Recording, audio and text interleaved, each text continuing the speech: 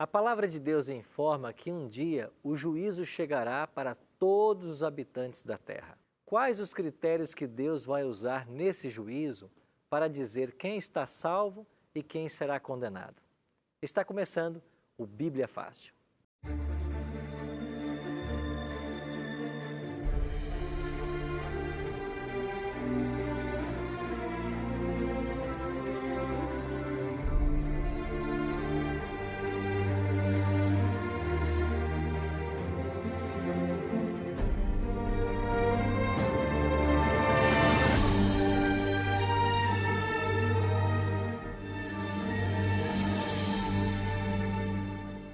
Olá, queridos amigos da Novo Tempo, é com muita alegria e satisfação que nós começamos mais um programa, saudando a você que todas as semanas tem aí se unido a nós no estudo da Palavra de Deus, nessa nova temporada sobre os ensinos de Jesus. Eu tenho em minhas mãos um guia de estudo que é um presente da Novo Tempo para você. Esse guia contém todos os temas que aqui estamos estudando. Você pode solicitar ele agora através do nosso site novotempo.com/bibliafácil ou mandando para nós uma mensagem por WhatsApp. O nosso número é 12981001615. Se você preferir, ao longo da semana, em horário comercial, você liga para Novo Tempo no telefone 12 21 27 3121. Você precisa fazer um cadastro com os seus dados postais e nós enviamos esse material para a sua casa. Lembrando que quando você receber esse guia de estudo, no final do mesmo, há um questionário que pode ser respondido e devolvido para Novo Tempo. Aqueles que responderem esse questionário e acertarem mais de 70% das perguntas vão ganhar um presente especial. É um DVD que nós gravamos em Israel, nos mesmos locais que Jesus viveu. E os 18 temas que o Bíblia Fácil está trabalhando nessa temporada, nós gravamos nesse DVD. E é um presente da Novo Tempo para você. Eu tenho também um convite muito especial a te fazer. Todos os domingos à noite, em uma igreja adventista perto da sua casa, o mesmo tema que o Bíblia Fácil aborda aqui, lá está sendo tratado. Nós temos vários pastores, professores que estão nessas classes, nessas igrejas, estudando o mesmo tema do Bíblia Fácil. E você está convidado a nos fazer uma visita. Se você não sabe o endereço, acesse o site encontreumaigreja.com.br e você facilmente achará uma perto da sua casa. Nós estamos aqui nos estúdios da Novo Tempo com um grupo de amigos há várias semanas, aprendendo um pouquinho mais da Palavra de Deus, cada semana um tema diferente. E hoje vamos responder algumas perguntas que foram feitas na semana passada, sobre o juízo, e vamos entender mais esse assunto. Mas nós temos um hábito aqui. A gente nunca começa o estudo sem antes orar. Eu queria convidar você que nos assiste para participar desta oração. Amorável Deus, nosso querido Pai, queremos abrir Tua Palavra mais uma vez nesta hora para compreender o tema do juízo. Sabemos que um dia todo ser humano será julgado. Nós precisamos entender como esse juízo ocorrerá para fazer o devido preparo. Por isso, nos ajuda agora nesse estudo. E o Deus Espírito Santo, o mesmo que inspirou os apóstolos e profetas a escreverem o Teu livro sagrado, que Ele esteja conosco, abra nossa mente, abra nosso coração e nos prepare para descobertas de tremendas verdades. Em Cristo nós te oramos. Amém. Aqui já estamos todos com as Bíblias nas mãos para começarmos o estudo do tema o juízo, que Jesus ensinou sobre o juízo. Você já percebeu que muitas pessoas, elas temem o juízo? Quando falamos no tema do juízo na Bíblia, muitas pessoas logo ficam com medo. Bom, o medo muitas vezes tem a sua origem no desconhecimento. A gente teme o desconhecido. Mas quando entendemos o juízo de Deus à luz da Bíblia, você vai perceber que o juízo sempre é a favor dos santos e nunca contra os santos. Nós não temos que temer o juízo, pelo contrário, temos que ansiar que ele chegue logo, porque na Bíblia o juízo é a favor dos santos. Para entendermos esse tema, nós vamos recorrer a alguns textos da Bíblia. O primeiro vai ser Paulo. A pergunta é: quantos deverão enfrentar o juízo divino. Paulo, em sua segunda carta aos Coríntios, capítulo 5, verso 10, ele responde para nós esta pergunta. Segunda carta de Paulo aos cristãos em Corinto, no capítulo 5 e o verso 10, nós encontramos a resposta. Paulo diz assim: por que importa que todos nós compareçamos perante o tribunal de Cristo, para que cada um receba o bem ou o mal que tiver feito por meio do corpo? Porque importa que todos nós, disse Paulo, compareçamos perante o tribunal de Cristo. Um dia, todo ser humano, ele vai ter que comparecer perante o tribunal. E por que é que Deus estabeleceu na sua palavra um juízo? Porque Deus não poderia salvar o homem ou condená-lo sem uma investigação. Não seria justo da parte de Deus salvar alguém que é inocente ou condenar, ou salvar alguém que é culpado e condenar alguém que é inocente. Assim como isso não é aceitável para nós hoje, aqui no Brasil, ou em qualquer parte do mundo, também não seria aceitável para Deus e para os seres que nunca caíram, os seres celestiais. Então, antes de dizer quem vai receber a vida eterna e quem vai receber a morte, precisa haver um juízo. O juízo é para isso, é para que as coisas possam ser passadas a limpo. E Paulo diz que todos nós vamos comparecer perante o tribunal de Cristo.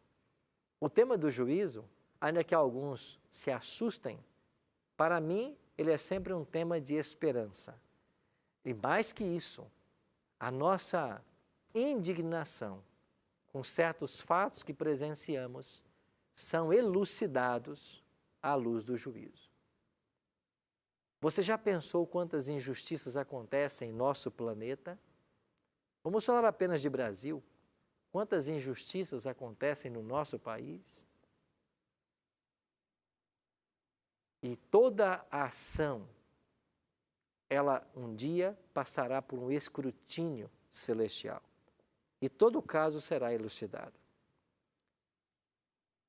Você já imaginou quantas famílias estão sofrendo hoje no Brasil, até mesmo por falta de comida, de alimento? Porque os recursos que são recolhidos pelo governo e que poderiam abastecer essas famílias, acabam não chegando no destino, porque no caminho alguém se apodera indevidamente dos recursos? Um dia, cada caso destes virá a juízo. O Brasil hoje está acostumado com a expressão que todo dia está na mídia: Lava Jato. Essa expressão tomou conta do país. Todos os dias ela está na mídia. A Lava Jato vai ajudar o país em muitas coisas, mas não resolverá todos os problemas. Porque nem tudo virá à tona, nem tudo será feito justiça. Mas um dia, Deus fará justiça de todas as coisas. E qualquer ação que foi praticada, qualquer roubo, qualquer desvio, qualquer furto, tudo virá à tona no tribunal divino. E nesse tribunal, ninguém poderá dar desculpas para o seu erro. Então tem que haver uma forma de escapar. E nós vamos entender como que no juízo divino nós podemos escapar. Não ocultando as faltas, mas nos arrependendo delas e não as praticando mais. Vamos entender também hoje que o juízo de Deus, ele se processa em 3 etapas. Precisamos entender quais são essas 3 etapas para entendermos bem o que vai acontecer daqui para frente.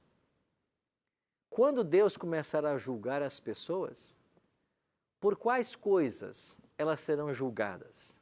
Tem 2 textos na Bíblia que nos ajudam. O primeiro é Eclesiastes 12.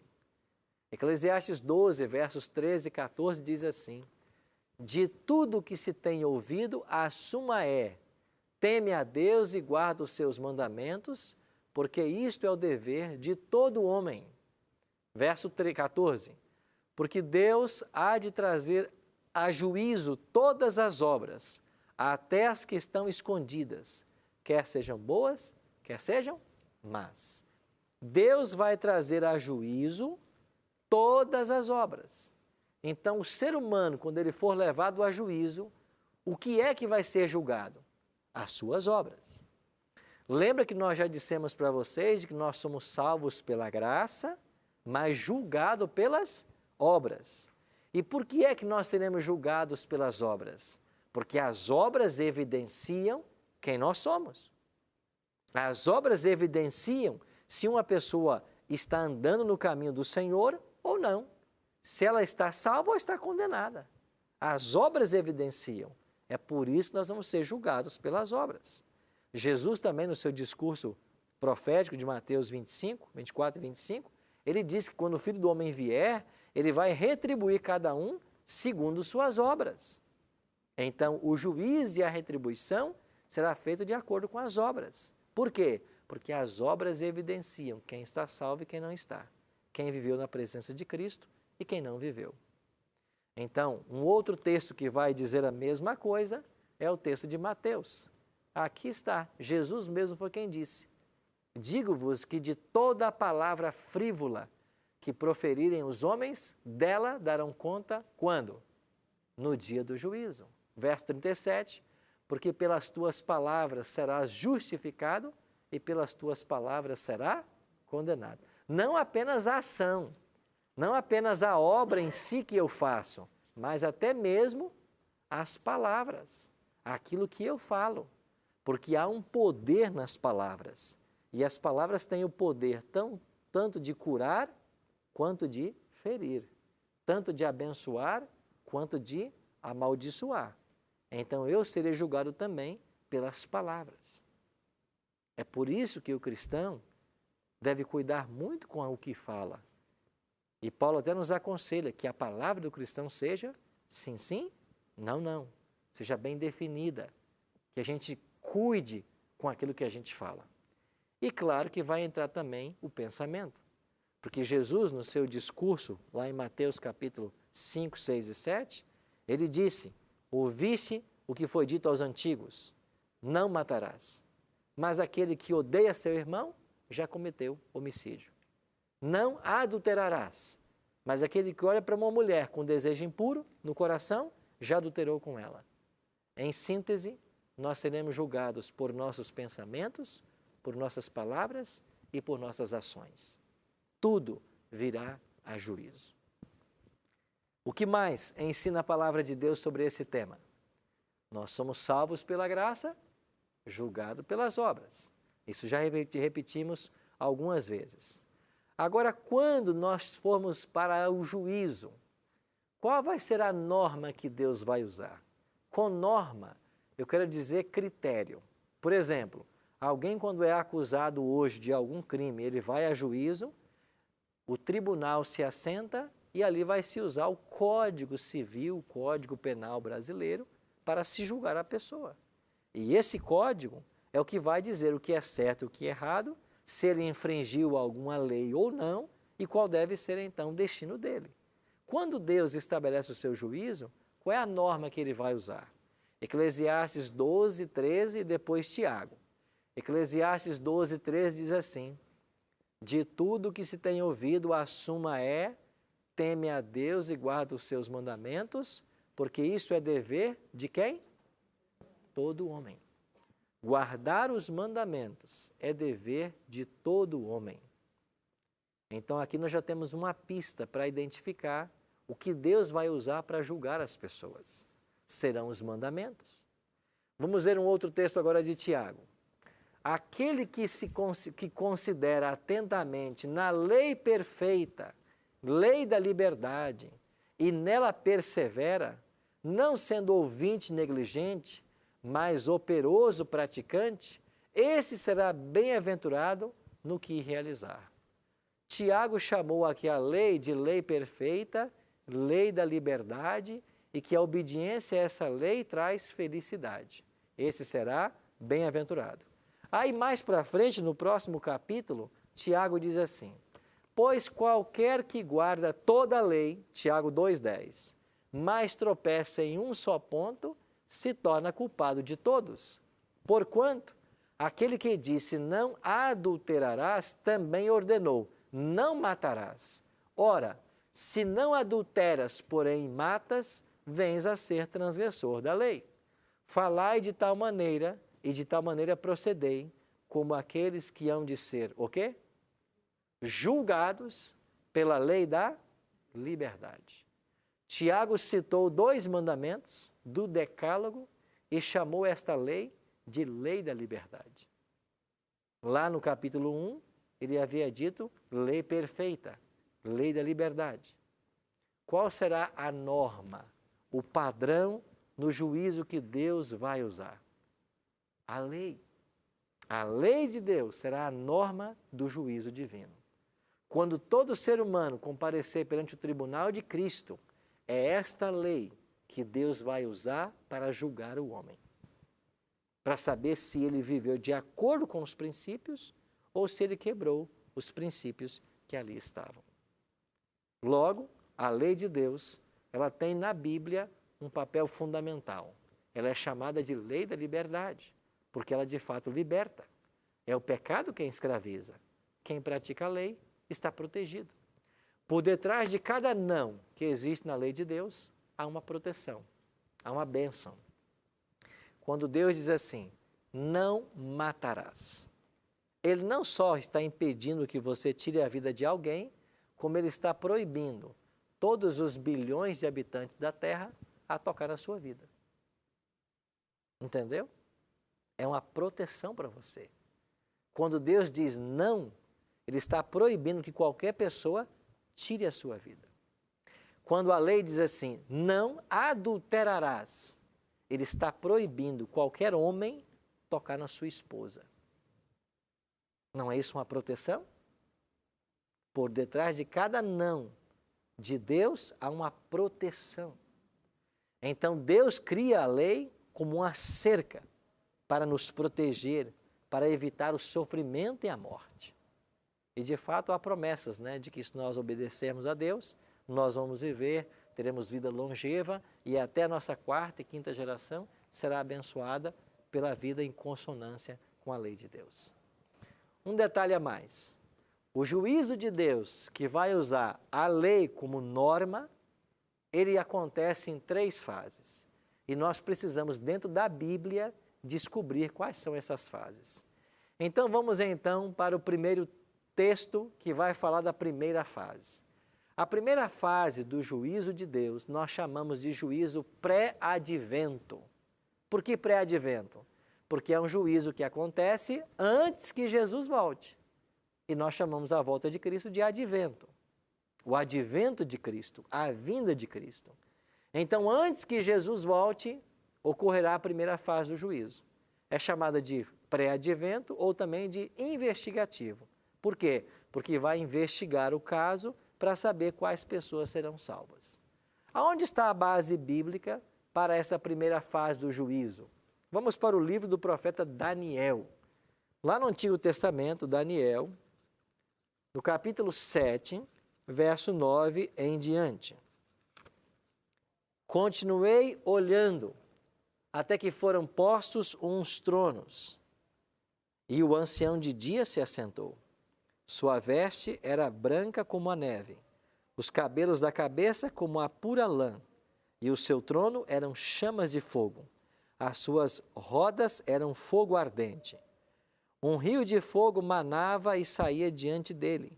Milhares de milhares o serviam, e miríades de miríades estavam diante dele. Assentou-se o tribunal, e abriram-se os livros. Assentou-se o tribunal. Daniel capítulo 7 está introduzindo o juízo de Deus. Quando Deus e Cristo se reúnem, e ali está um tribunal, e ali estão os livros. Que livros são estes?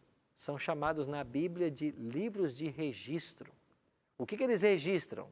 As obras de cada ser humano. Para quê? Para no juízo serem abertas. Então, tudo o que nós fazemos é registrado pelo céu. E uma vez registrado, esse registro será usado no dia do juízo. Então, Daniel 7 está tendo uma visão do juízo pré-advento. Os casos serão analisados para saber quem se salvará e quem será condenado. Esta é chamada a primeira fase do juízo. Quando ela acontece? Ela está acontecendo agora. Por quê? Porque ela tem que acontecer antes que Jesus volte. Então, vivos e mortos, eles terão que passar por essa primeira fase. Mas como acontece o juízo de alguém que está vivo? O nosso caso permanece em aberto. Nós iremos para o intervalo e quando voltarmos, eu vou explicar um pouquinho melhor o juízo de quem está vivo. Porque o juízo de quem já morreu é mais simples, porque ele já selou suas obras, ele não pratica mais nada. Então é mais fácil decidir o caso. Mas como se processa o juízo dos vivos? Vamos para o intervalo e assim que voltarmos, vamos explicar com mais detalhes.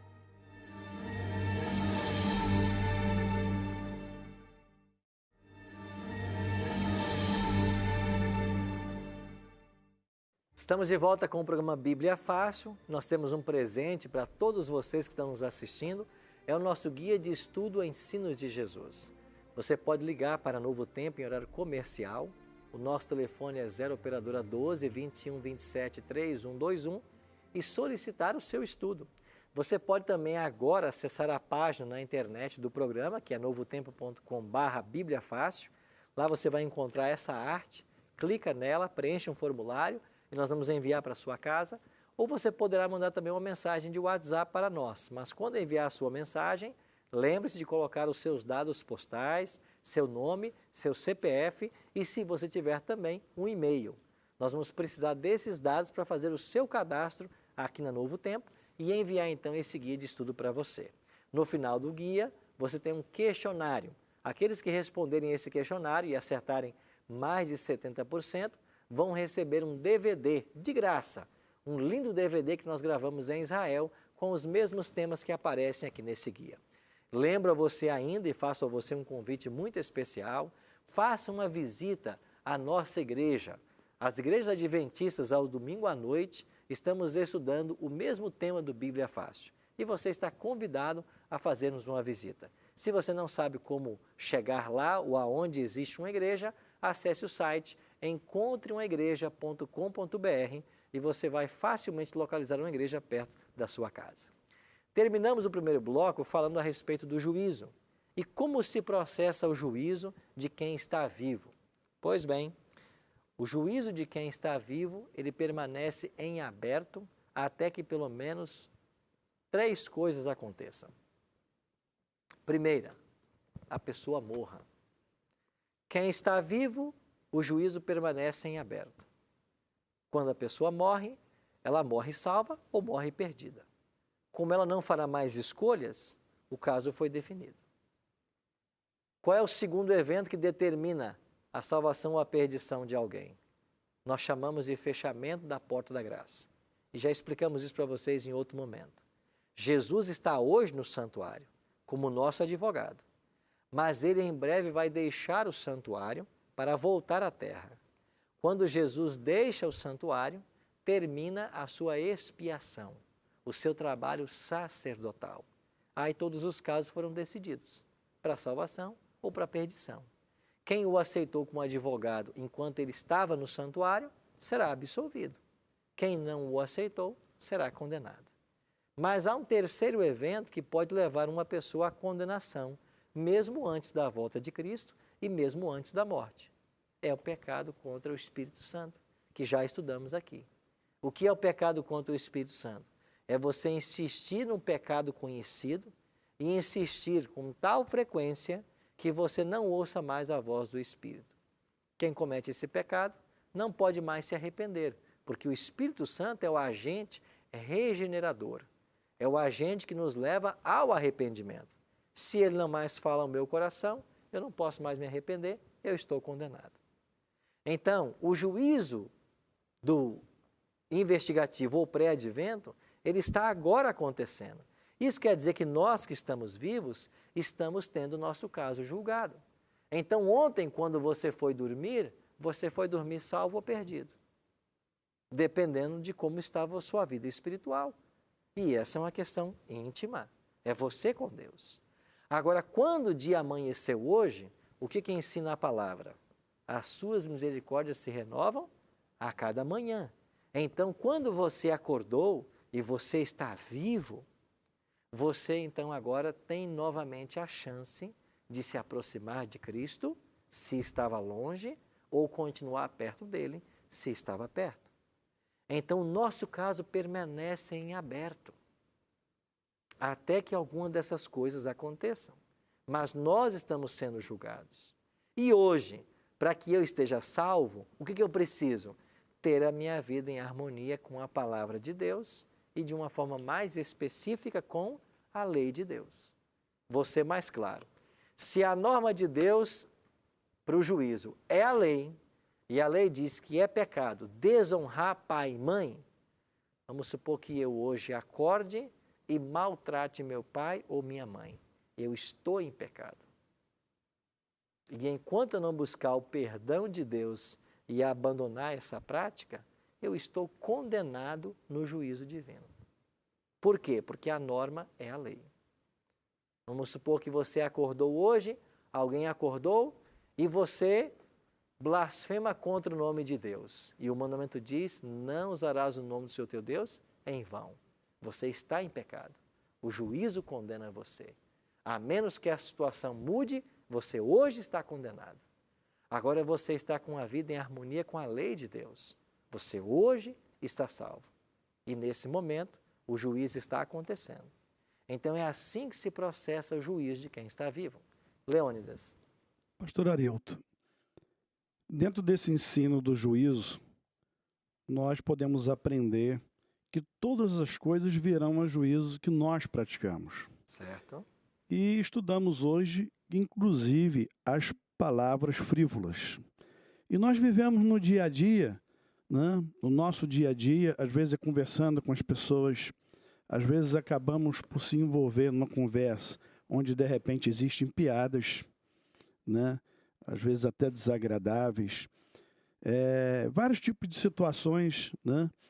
Às vezes nós assistimos um programa que de repente não é adequado, não é salutar para a nossa vida. A minha pergunta, a minha dúvida é a seguinte: podemos nós sermos condenados por participar, às vezes, de determinadas piadas, por assistir, às vezes, determinados programas, ou nas redes sociais, nos envolvermos, de repente, com algum debate que não agrade a Deus? Diante do juízo, que vai ser pelas obras, nós devemos buscar um ponto de equilíbrio. Eu acho que esse ponto é o seguinte: ninguém vai ser salvo ou condenado por um ato isolado. Eu não acredito que um pecado isolado vai tirar você do céu. Um ato isolado vai pôr ou tirar você do céu. Na realidade, é o Espírito que nos conduz. É a forma como a nossa vida é conduzida. Você, quando olha os grandes homens do passado, os grandes modelos e heróis que nós temos na Bíblia, eles eram homens falhos. Falharam, caíram, pecaram. Mas a virtude desses homens é que eles sempre retornavam para o Senhor. Eles sempre buscavam ao Senhor. Eu não acredito que o salvo, ele tem uma vida de impecabilidade. Mas ele, quando comete o que é errado, ele se volta para Jesus. É o Espírito Santo que vai nos dando essa aguçidade espiritual, para saber em que ambiente está, que tipo de conversa levar, que tipo de coisas assistir. É o Espírito que vai nos dando essa aguçidade. É claro que você não está impedido de, caminhando numa rua, entrando num comércio ou dentro de uma casa, se deparar com uma cena imoral que você não deveria ter visto. Mas você não provocou isso. Então, o ser tentado não é pecado. Agora, eu devo evitar essas situações. O problema é de você permanecer na prática do pecado. Esse é o problema. Então, eu tenho que buscar viver sempre próximo de Jesus, porque o Espírito vai me dizer quais são os limites, o que é certo e o que é errado. O problema é que a gente vive às vezes tão longe de Cristo, não tem contato com a palavra e não ora, que todas as coisas parecem ser comuns. Aí as coisas permissivas começam a parecer comuns. Esse é um problema. Um dia, eu ouvi um pregador, no seu sermão, dizer que nós não devemos pedir perdão constantemente. Eu pergunto, né, se tratando de juízo, devemos ou não pedir perdão todos os dias, uma vez que nós vivemos como se no campo de batalha, uma batalha espiritual, assim dizendo. Às vezes nós não queremos cometer um erro e acabamos por cometer o erro. E por mais que vigiamos, passa um tempo, às vezes praticamos o mesmo erro. Devemos pedir perdão constantemente ou essa pregação que eu ouvi deste determinado pregador, ela está errada? Você lembra do apóstolo Paulo, lá em Romanos, quando ele fala sobre a luta das duas naturezas e do bem que ele quer fazer, ele não fazia, mas o mal que não queria, isso ele fazia? Nós vivemos nesse mundo. Agora, todas as vezes que o ser humano peca e tem consciência disso, ele tem que buscar o perdão de Deus. A palavra ensina que 7 vezes cai o justo, mas 7 vezes ele se levanta. O levantar é o buscar o perdão divino. Agora, se eu tenho consciência de um pecado que eu cometi e não busco de Deus o perdão, como eu espero a absolvição no juízo? Então, não importa quantas vezes eu peque no dia, para cada pecado que eu cometer, deve haver uma confissão. E sabe que nós devemos pedir a Deus até perdão pelos aqueles pecados que nós cometemos de forma inconsciente? Porque você pode sim cometer um pecado inconsciente. Devemos pedir perdão também por esses. Então, se você pode listar o que você fez de errado e pedir perdão a Deus, faça. Agora, nós podemos pedir perdão também pelos pecados que às vezes inconscientemente cometemos. Aí eu volto àquele argumento. Às vezes a nossa agucidade espiritual, ela é tão frouxa que a gente está às vezes num caminho distante de Cristo e não percebe. Esses pecados inconscientes são os pecados ocultos? Podem ser os pecados ocultos ou aqueles pecados que Paulo diz que não é para a morte. Lembra que Paulo diz que há o pecado para a morte e o não para a morte? O pecado não para a morte é o pecado que você comete às vezes inconscientemente. E o pecado para a morte é o pecado consciente. Então nós temos que buscar perdão todos os dias desse pecado. Ok. Certo? Eu tinha aqui uma... Lindinalva. Pastor Arilton, eu leio aqui em 2 Coríntios 4, 16. Por isso, não desanimamos. Pelo contrário, mesmo que o nosso homem exterior se corrompa, contudo, o nosso homem interior se renova de dia em dia. Porque a nossa leve e momentânea tribulação produz para nós eterno peso de glória, acima de toda comparação. Eu entendo que esse capítulo aqui nos dá esperança de que todos nós vamos para o juízo, vamos ser julgados. Claro, todos nós seremos julgados. E o que Paulo está fazendo uma comparação aí é que nós podemos ser afetados na nossa vida. Mas se a nossa vida está escondida em Cristo, se nós estamos ligados a Ele, nada nos afeta, mesmo a aprovação do presente. Porque a aprovação do presente, como ele está dizendo, o sofrimento que eu posso ter aqui, que o pecado provoca na minha vida, não pode ser comparado ao eterno peso de glória que eu vou ter na eternidade. Então nós podemos estar perto de Jesus para evitar que o mal nos alcance. E de fato, santificação é isso. Lembra que nós falamos que no presente, santificação é como Deus nos salva? E o que é ser santo? Não é não ter pecado, mas é você ficar perto de Jesus. Lembra da história que Jesus contou? Eu sou a videira e vós sois os ramos. Quem não estiver ligado a mim, esse morre. Então só há um caminho para nós nos protegermos de toda a maldade que há no mundo. É o estar ligado a Cristo. E de fato, você só peca quando você se desliga de Cristo. Porque na presença dele, ninguém consegue pecar. Você, para pecar, tem que se afastar dele. Então, amigos, esse primeiro juízo, essa primeira fase, ela vai levar todos aqueles que um dia aceitaram a Cristo a juízo. E aqueles então que aceitaram a Cristo, que viveram os princípios da sua palavra, eles serão declarados justos e salvos. Agora, qual será então a segunda fase do juízo? E aqui vou responder uma pergunta que Lídia Nova fez na semana passada. Lembra que você perguntou sobre o fato de alguém ser salvo e um ente querido não ser salvo? Como que vai resolver isso no céu? Para isso Deus tem um juízo.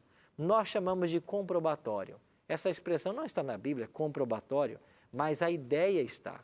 E o texto é em Apocalipse. Olha Apocalipse capítulo 20, versos 11 e 12.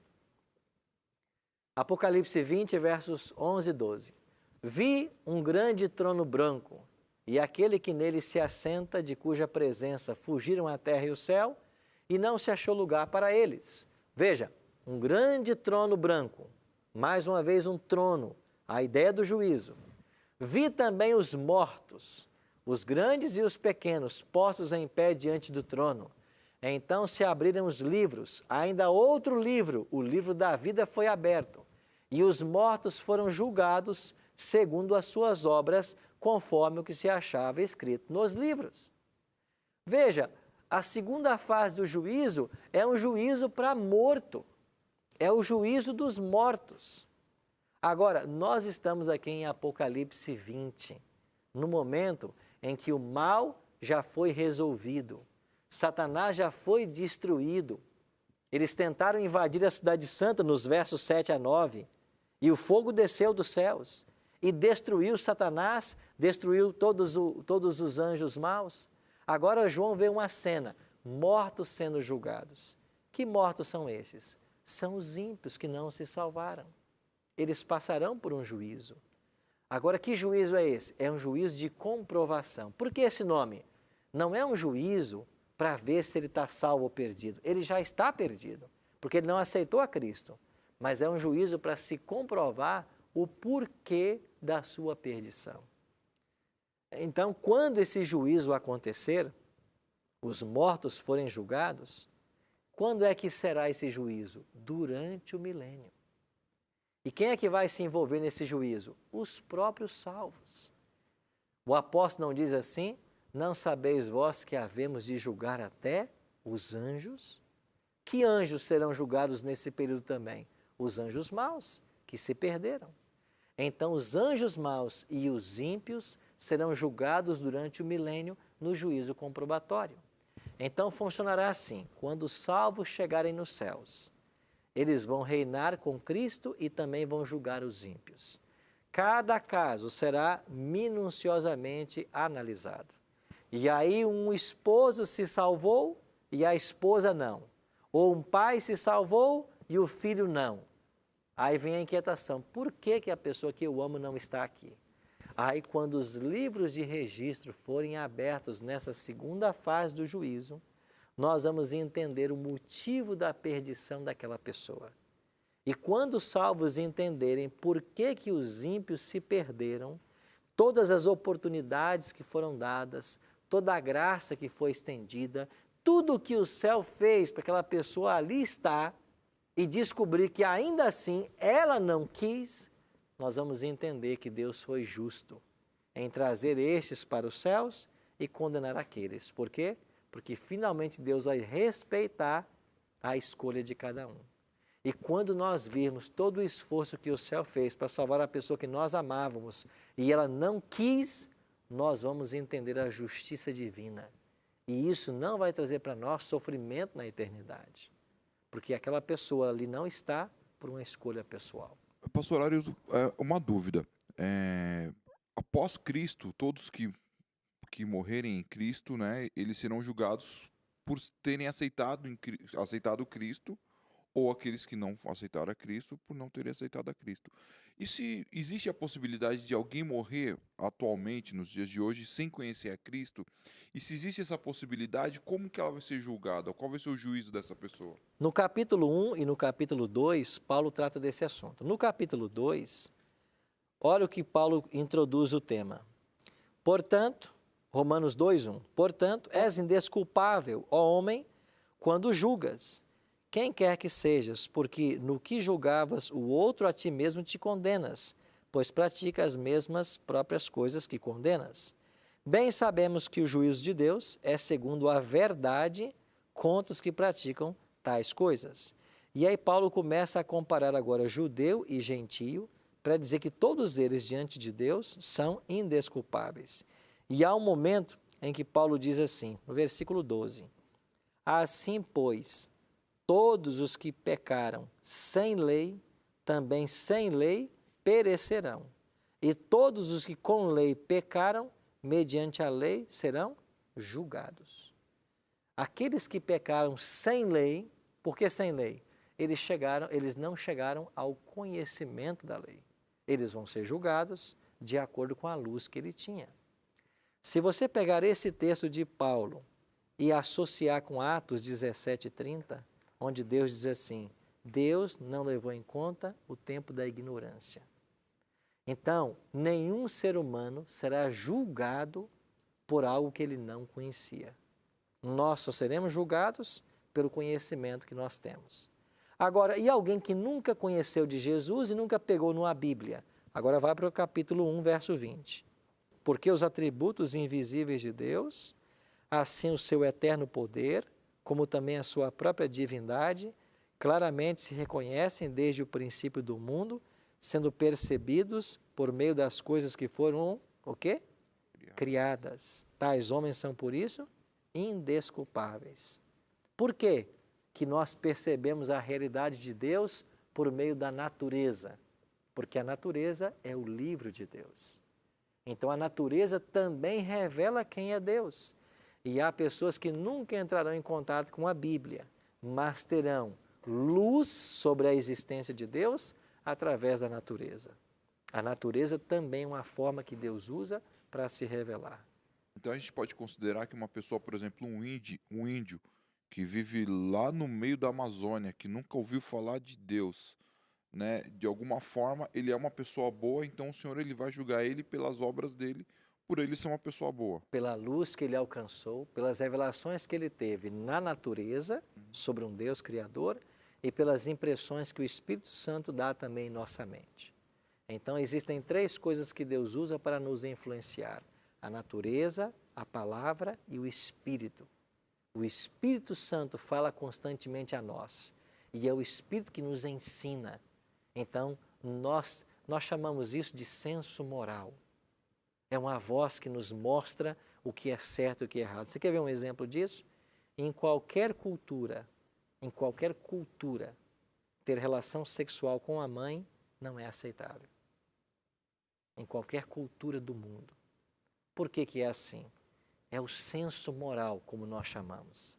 Mesmo sem Bíblia, há um tipo de moralidade que o ser humano foi formatado com ela. Certo? Por isso seremos julgados.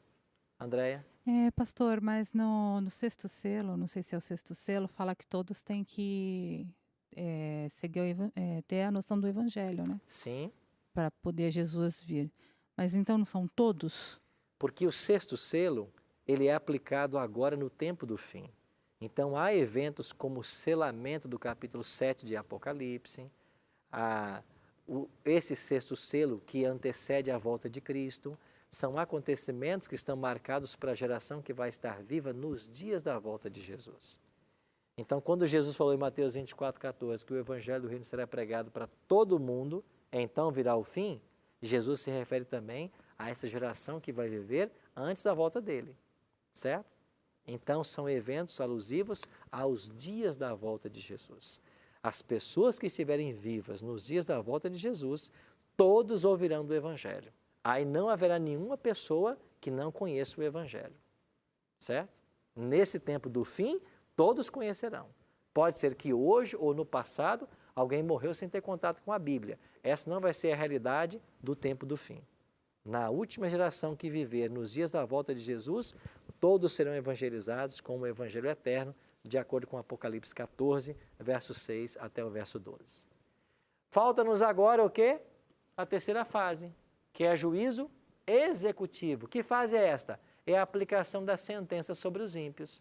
E sobre essa terceira fase, nós já lemos semana passada. É quando justamente os ímpios forem seduzidos por Satanás e os ímpios marcharem pela superfície da terra para invadir a nova Jerusalém que desceu dos céus. Aí o versículo 9 de Apocalipse 20 diz que desceu, porém, fogo do céu e os consumiu. O que é essa destruição dos ímpios pelo fogo? É o juízo executivo. É a terceira fase, é a aplicação da sentença. Então, a primeira fase está acontecendo hoje e ela é aplicada àqueles que aceitaram a Cristo. A segunda fase apenas comprova o porquê da perdição e a terceira fase aplica a sentença nos perdidos, que é a destruição pelo fogo. Leônidas. A primeira epístola de Paulo aos Coríntios, no capítulo 5, que trata da impureza da igreja em Corinto, o versículo 5 fala assim: entregue a Satanás para a destruição da carne, a fim de que o espírito seja salvo no dia do Senhor. Isso tem a ver também com o juízo? Tem a ver. Paulo está lidando com uma igreja que era tremendamente prostituída. Em Corinto você vai encontrar todo tipo de pecado, inclusive incesto. Gente que tinha relação sexual com os próprios pais.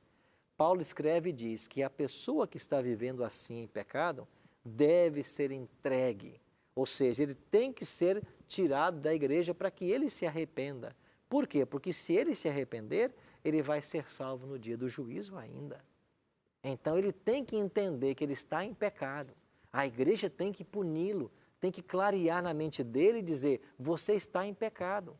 Aí entra a disciplina eclesiástica. O que é disciplina eclesiástica? É quando uma igreja diz para alguém que é membro: você vai ser removido do rol de membro porque você está vivendo em pecado. Agora, se a igreja nunca remove ninguém, não há disciplina eclesiástica, todo mundo faz o que bem quer e continua sendo membro, como que a igreja vai estar sendo uma mensageira de Cristo em aprovar o que é certo e condenar o pecado? Então é isso que Paulo está tratando. E espera-se com essa disciplina eclesiástica que finalmente ele se arrependa e ele alcance a sua salvação. Amigos, aqui está a terceira e última fase do juízo. Então o juízo de Deus se divide em 3 fases. E todos nós daremos conta de nossas obras no dia do juízo. Disse Cristo, quer sejam boas, quer sejam más. Por isso Pedro faz para todos nós um forte apelo. O que Pedro disse em sua terceira carta, ou segunda carta, capítulo 3, ora, os céus que agora existem e a terra, pela mesma palavra, têm sido entesourados para o fogo. Como que pereceu a primeira geração de habitantes da terra? Água, dilúvio. Agora essa geração, fogo. O mundo vai ser destruído. Os ímpios serão destruídos pelo fogo e a terra é renovada pelo fogo. Então, Pedro está dizendo que os céus e a terra estão entesourados, guardados para o fogo, estando reservados para o dia do juízo e a destruição de quê? Dos ímpios. Os ímpios serão destruídos quando a terra for queimada, naquele tempo depois do milênio. Visto que todas essas coisas hão de ser assim desfeitas, deveis ser tais como os que vivem em santo procedimento e piedade, esperando e apressando a vinda do dia de Deus, por causa do qual os céus incendiados serão desfeitos e os elementos abrasados se derreterão. Nós, porém, segundo a sua promessa, esperamos o quê? Novos céus e nova terra, nos quais habita a justiça. Passado o fogo do juízo executivo, nós vamos ter novos céus e nova terra, como lemos lá em Apocalipse 21, versículos 1 e 2. Por isso, eu e você podemos confiar no braço de Deus para nos salvar. Há escape para todos nós, porque nós temos um advogado que nunca perdeu uma causa, é Jesus Cristo. E todo aquele que hoje o está aceitando como Salvador pessoal será absolvido no dia do juízo. Qual é o convite que eu quero fazer para você hoje? Hoje aprendi que o juízo de Deus está em andamento e que todo ser humano vai dar conta de suas obras. Desejo agora aceitar Jesus como meu advogado junto ao Pai e ser absolvido no tribunal celestial. Esse é o desejo do seu coração? Ser absolvido no tribunal celestial? Você precisa então ter Cristo como seu advogado. E quando tem que ser isso? tem que ser agora. Sabe por quê? Porque você não sabe o dia da sua morte. Você também não sabe o dia da volta dele. Então, se a morte é um fator desconhecido, se nós não sabemos o dia da volta dele, então nós precisamos hoje abrir nosso coração. Robson Fonseca vai cantar uma música onde ela faz uma pergunta. Se Jesus viesse hoje, qual seria o teu sentir? Você estaria salvo se Jesus viesse hoje? Se Cristo viesse hoje, ou se a morte chegasse hoje para você, você está vivendo de acordo com os princípios da lei de Deus, como aprendemos hoje? Você seria absolvido no tribunal divino? Pense nisso, enquanto você ouve essa canção.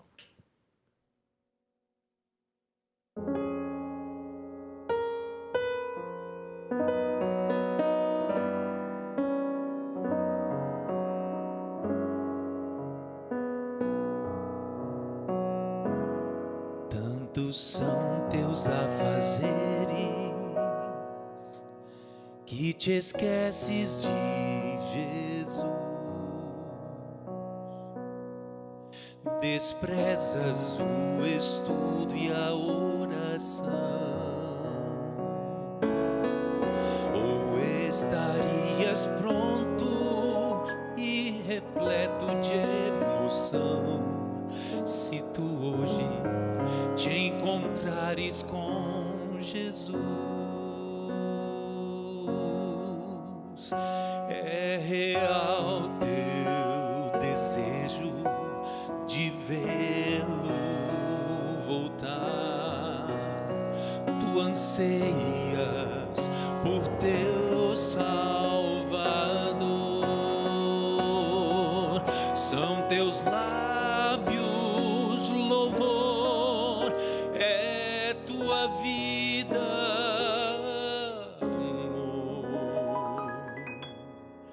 Queres mesmo ver Cristo voltar?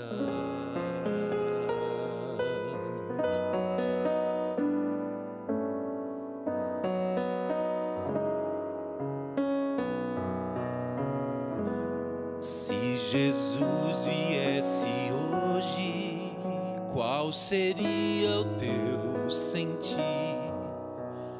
Talvez tu procurasses se esconder devido a algum pecado que não queres submeter. Que horror com os ímpios perecer. É real teu desejo de vê-lo voltar. Tu anseias por teu Salvador. São teus lábios louvor, é tua vida amor. Queres mesmo ver Cristo voltar? São teus lábios louvor, é tua vida amor.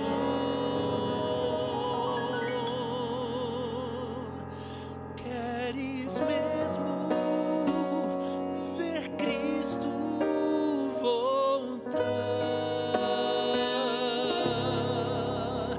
Queres mesmo ver Cristo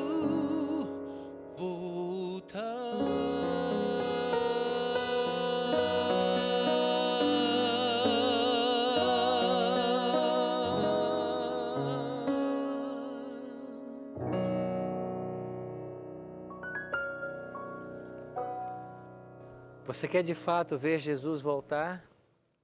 Pois aqueles que hoje não desejarem ver Jesus voltar e fazer todo o preparo, quando ele voltar, diz Apocalipse capítulo 6, verso 14 a 17, que eles vão fugir da presença de Cristo.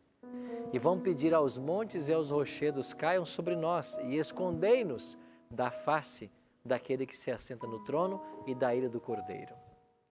Sabe por que os ímpios irão fugir da presença de Cristo no dia em que Ele voltar? Porque esse que volta sobre as nuvens dos céus não é um desconhecido. Ele sabe quem Ele é. Eles tiveram todas as chances, todas as oportunidades por aceitá-lo como Salvador e Senhor, mas negligenciaram as oportunidades. Você não pode negligenciar essa oportunidade. Você não pode continuar vivendo sem que Jesus seja o Senhor da tua vida, sem que Ele seja o advogado, porque a única forma de escapar no juízo divino é lançando sobre Cristo toda a confiança e fé que nós temos, para que a justiça dele nos seja imputada e nós sejamos absolvidos. Por isso, amigos, todos nós aqui temos um céu a alcançar e um inferno a evitar, a morte eterna a evitar. Mas só há um caminho para escaparmos, é Jesus Cristo. É vivermos de acordo com a sua palavra, é tê-lo entronizado em nosso coração. E se você deseja se entregar a Cristo agora, se você deseja viver uma vida ao lado dele, eu queria orar por você. Pai Santo, é desejo do nosso coração que o Senhor habite em nós, por nossas próprias obras, por nossos méritos. Não podemos nos recomendar aos céus, mas queremos confiar em Cristo como nosso advogado e substituto. Queremos suplicar que os méritos que Ele conquistou por uma vida sem pecado, a nós sejam imputados. E que quando Cristo reinar em nosso coração, seremos absolvidos no tribunal celestial.